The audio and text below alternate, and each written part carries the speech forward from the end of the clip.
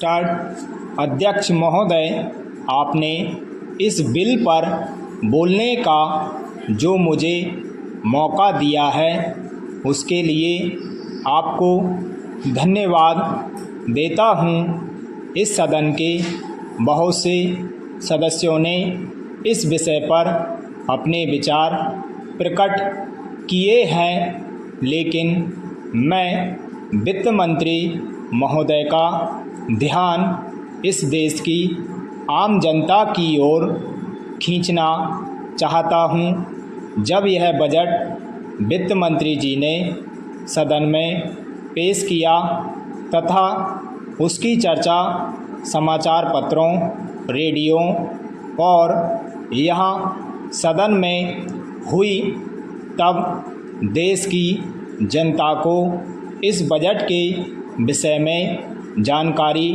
मिली। इस बजट के विषय में जब आम जनता ने सुना तो उसे बड़ी निराशा हुई।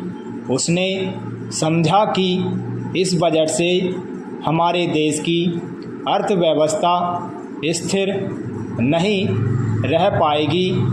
इस बजट को देखकर देश के सारे किसान और मज़दूर दुखी हैं। किसानों के लिए बहुत सी बातें कही गई हैं। इस बजट में कहा गया है कि किसानों को बहुत सी सुविधाएं दी गई हैं, लेकिन वास्तव में किसानों के लिए क्या किया गया है यह मेरी समझ में नहीं आ रहा है।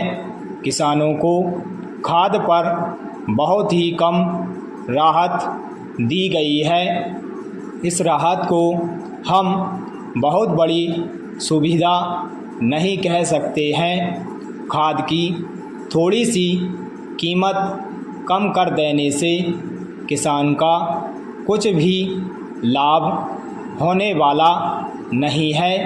किसान खेत में रात दिन काम करता है, अपना पसीना बहाता है, लेकिन उसके बदले में उसे उतना नहीं मिल पाता है जितना उसे मिलना चाहिए। पैरा अध्यक्ष महोदय, मैं इस बजट का समर्थन तो नहीं करता, लेकिन यह अवश्य कहना चाहता हूँ कि देश की स्वतंत्रता को मजबूत रखने के लिए देश के किसानों के विकास की ओर सरकार का ध्यान जाना चाहिए। यदि किसान अपने खेत में अनाज पैदा नहीं करेगा तो देश की करोड़ों जनता भूखों मर जाएगी। किसान ही इस देश के प्रमुख नागरिक हैं।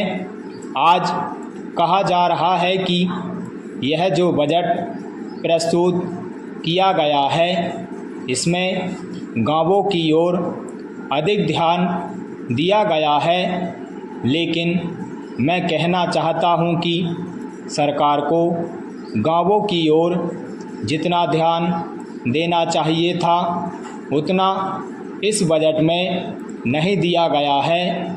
बैंकों से जो ऋण दिया जाता है वह गरीब किसान को कम और उद्योगपतियों को अधिक दिया जाता है।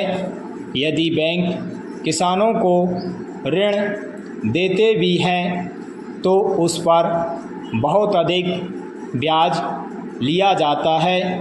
मेरा सदन से निवेदन है कि इस विषय पर विस्तारपूर्वक चर्चा की जाए।